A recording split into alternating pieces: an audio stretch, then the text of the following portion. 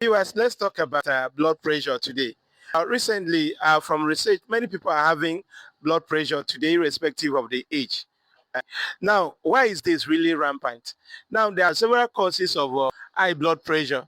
I would like to point out some so that if you are a victim of it or your lifestyle portrays something that can lead to it, you now see what you can do about it. Now, number one is high level of stress. Now, in our society today, we are prone to stress based on things that is going on around us, physical stress and emotional stress, even mental stress. So now when the stress is too much and you are not able to manage it, there's every tendency that you are presenting yourself to high blood pressure. Now, another thing that cannot cause high blood pressure is excess blood fat and cholesterol. Now, when your blood fat is too much, there is every tendency that it will tend to block the pathway of blood. That is your vessels.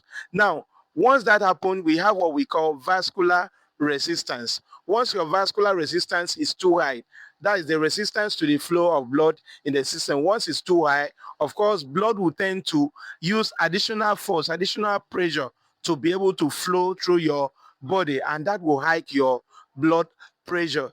Then another thing is that some blood pressure is caused by genetics. Okay, if someone has a family history, maybe that have been having a high blood pressure, maybe your father have it or your mother has it, then there's every tendency that you have it. Now, how can one manage blood pressure or even cure it? As in some cases, now you can manage blood pressure by curtailing some kind of things that you used to do with your life. For example, smoking. Smokers are likely exposing themselves to high blood pressure. So if you can reduce smoking habit, of course, by so doing, you can reduce the tendency of you having high blood pressure. Then also eating late night.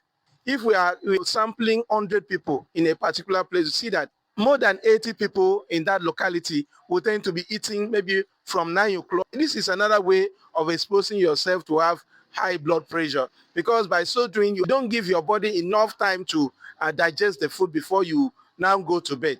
By so doing, you think your body will generate more fat, because those undigested food particles that will be taken into your bloodstream will be stored as fat. Then once the fat is too much, of course, there's every tendency that you have high blood pressure. So you have to reduce the way you eat in the night. What are the things that it can cause for someone? Because some people will say it's not of concern. I've been checking it. I don't even have any issue. Now, most of the things that this can cause, number one, you may tend to have insomnia, that is sleeplessness. Okay. Now, in worst cases, it can cause stroke. Most people that are suffering from stroke today, probably they not used to check their blood pressure regularly. So once the thing keeps hiking, before you know, at some point you tend to collapse. Okay, and that is stroke. So it has been an accumulating fat. Then the fat now lead to high blood pressure. Then the person failed to manage the high blood pressure. Then the person will now tend to suffer from stroke. Okay, then so plus other sicknesses that it can cause.